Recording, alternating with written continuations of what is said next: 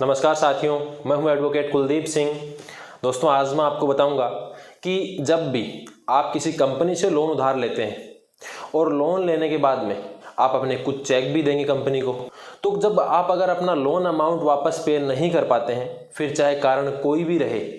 तो ऐसी कंडीशन में कंपनी का मेन इंटेंशन ये रहता है कि वो आपसे पैसा रिकवर कर ले, वो भी जल्दी से जल्दी। अब उसके लिए कंपनी आपके अगेंस्ट में चेक बाउंस का केस भी फाइल करती है। इसके अलावा सरफेसी एक्ट में भी आपके अगेंस्ट में जा सकती है।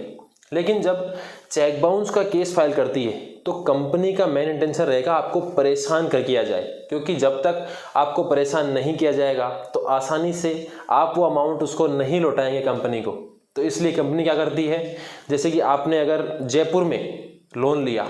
तो कंपनी आपके अगेंस्ट में महाराष्ट्र में चेक बाउंस का केस फाइल कर देगी, क्योंकि उनके सब जगह उनकी ब्रांच होती है उसकी बैंक की, तो वहाँ पर वो अपना चेक बाउंस करवाते हैं और फिर वहाँ से वो केस फाइल कर देंगे आपके अगेंस्ट में, या फिर आपके अगेंस्ट में बंगाल में जाकर के केस फाइल कर देंगे, या फिर दिल्ली में कर देंगे। मीन्स अगर आपने जहाँ से लोन लिया है उसकी बजाय दूसरी जगह जाकर के आपके अगेंस्ट में वो चेक बाउंस का केस फाइल करते हैं, जिससे होता ये है कि आप दबाव में आए और आप वहाँ पर जाकर के आपके जितने एक्सपेंसेस होंगे, जाने का, ट्रैवल करने का, इसके अलावा वहाँ स्टे करने का, वहाँ के एडवोकेट को आप जानते नहीं हैं, तो वहाँ पर आपके एक्सपेंसेस बढ़ेंगे। तो आपका इंटेंशन होगा फिर कि जितना एक्सपेंसेस मैं इस केस के ऊपर कर रहा हूँ उससे अच्छा है कि मैं लोन का अमाउंट ही पे कर दूँ। तो इसीलिए कंपनी ऐसा करती है। अब यहाँ पर बात यह है कि अगर आपका जेन्युइन रीजन है, किसी भी कारण से आपका अगर बिजनेस प्रॉपर तरीके से नहीं चल पा रहा है, या फिर आपके कोई अदर इश्यूज हैं जिसके कारण आप समय पर अगर अपना लोन अमाउंट वापस पे नहीं कर पाते हैं, तो ऐसी कंडीशन में अगर कंपनी आपके अगेंस्ट में अलग अलग जगह पर केस फाइल करती है तो फिर आपको क्या करना चाहिए। तो ऐसे में प्रोविज़न ये है कि सेक्शन 406 ऑफ CRPC ये कहता है कि जब भी मान लीजिए कि आप दिल्ली के अंदर रहते हैं और आपके अगेंस्ट में दिल्ली में कंपनी के द्वारा 2 केस फाइल किए गए और उसके बाद में भी अगर आप अमाउंट पे नहीं कर रहे हैं, तो कंपनी आपके अगेंस्ट में बंगाल में, महाराष्ट्र में, तमिलनाडु में, कहीं भी अदर स्टेट में जा कर के और आपके अगेंस्ट में चेक बाउंस का केस और फाइल करती है। तो ऐसे में आप सेक्शन 406 ऑफ CRPC के तहत सुप्रीम कोर्ट के सामने अपनी पिटीशन फाइल करेंगे ट्रांसफ़र के लिए। अब उसमें आप ये कहेंगे कि कंपनी के द्वारा आपके अगेंस्ट में दिल्ली में केस फाइल किए गए हैं और अलग अलग स्टेट में केस फाइल किए गए हैं, तो ऐसे में आपके एक्सपेंसेस बढ़ेंगे, आप उन केसेस को टैकल नहीं कर सकते हैं, आपके लिए पॉसिबल नहीं है कि आप अलग अलग स्टेट में जाकर के उन केसेस को फाइट करें, क्योंकि ये कोई ज़रूरी नहीं है कि जब भी आप अमाउंट पे नहीं कर पाते हैं लोन का तो उसमें आपका ही फॉल्ट हो सकता है कुछ अदर कंडीशन भी होती हैं, बिजनेस प्रॉपर तरीके से नहीं चल रहा हो, अगर बैंक ने आपके अगेंस्ट में कोई एक्स्ट्रा चार्जेस लगा दिए हों, तो कंडीशन कोई भी हो सकती है। तो आप सुप्रीम कोर्ट के सामने पिटीशन फाइल कर सकते हैं ट्रांसफ़र की। सुप्रीम कोर्ट के सामने पिटीशन तभी फाइल होगी जब 2 अलग अलग स्टेट के अंदर आपके अगेंस्ट में केस फाइल हुआ है।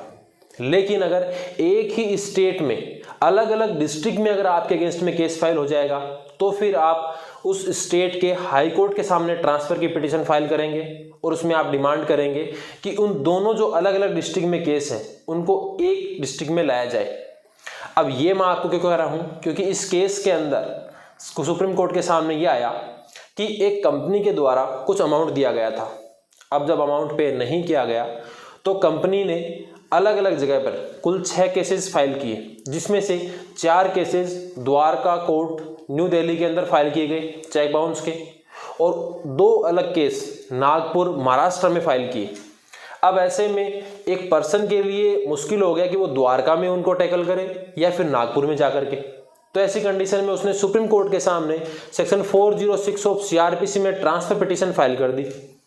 अब जब ट्रांसफ़र पिटीशन फाइल हुई, उसके ऊपर सुनवाई हुई, तो उसने ये कहा कि 4 केसेस कंपनी के द्वारा द्वारका में फाइल किए गए हैं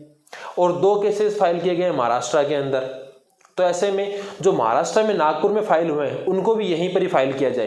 क्योंकि जनरली कंपनी यही करती है कि पर्सन को दबाव में लाया जाए, तो उसके लिए जिस जगह पर वो रह रहा है उसके अलावा अदर प्लेस पर जाकर के वो चेक बाउंस करवाते हैं, फिर वहाँ से वो केस फाइल करते हैं।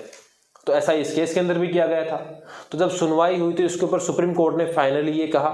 कि जो नागपुर के जो 2 केसेज हैं उनको भी द्वारका कोर्ट में लाया जाए और यहाँ पर इनकी सुनवाई होगी।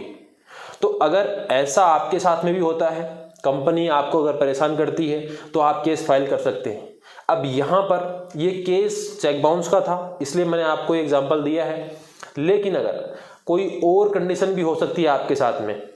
जरूरी नहीं है कि कंपनी का कोई केस हो, कोई अलग अलग और केसेस भी हो सकते हैं। तो इस प्रकार से जब भी अगर आपके अगेंस्ट में कोई भी दो अलग अलग स्टेट में केसेस फाइल हों और वो अगर सेम नेचर के होते हैं, पर्सन भी अगर सेम हो, तो ऐसी कंडीशन में आप उन केसेस को कंबाइन करवा सकते हैं। दो अलग अलग स्टेट में होगा तो आपको सुप्रीम कोर्ट के सामने सेक्शन 406 ऑफ सीआरपीसी में ट्रांसफर की पिटीशन फाइल करनी होगी और उसमें आप अपना कारण बताएंगे। लेकिन ध्यान ये रखें कि इसका मतलब ये नहीं है कि सभी केसेस में ही आप ट्रांसफर की पिटीशन फाइल कर दें, क्योंकि अगर ऐसा आप करेंगे तो सेक्शन 406 के अकॉर्डिंग सुप्रीम कोर्ट के पास में ये पावर भी है कि अगर आपने इस राइट का अगर दुरुपयोग किया है, मिसयूज अगर किया है, तो ऐसे में सुप्रीम कोर्ट आपके ऊपर कॉस्ट भी इम्पोज कर सकती है। तो इसीलिए सोच समझ करके एडवोकेट की सलाह लेकर के ही आपको ट्रांसफर पिटीशन फाइल करनी है। अगर एक ही स्टेट में दो अलग अलग डिस्ट्रिक्ट के अंदर अगर एक सेम पर्सन के द्वारा अलग अलग केसेस फाइल करवाए गए हैं, तो उनको कंबाइंड करवाने के लिए आपको उस स्टेट के हाई कोर्ट के सामने पिटीशन फाइल करनी होगी ट्रांसफर की। और अगर दो अलग अलग स्टेट हैं तो फिर ऐसे में आपको सुप्रीम कोर्ट के सामने ट्रांसफर पिटीशन फाइल करनी होगी। तो दोस्तों, आई होप आपको वीडियो पसंद आया होगा। इसी प्रकार के और वीडियोस देखने के लिए चैनल को सब्सक्राइब करें और वीडियो को लाइक एंड शेयर करना ना भूलें, क्योंकि ऐसे इन्फॉर्मेटिव वीडियो मैं आपके लिए रेगुलर लाता हूँ।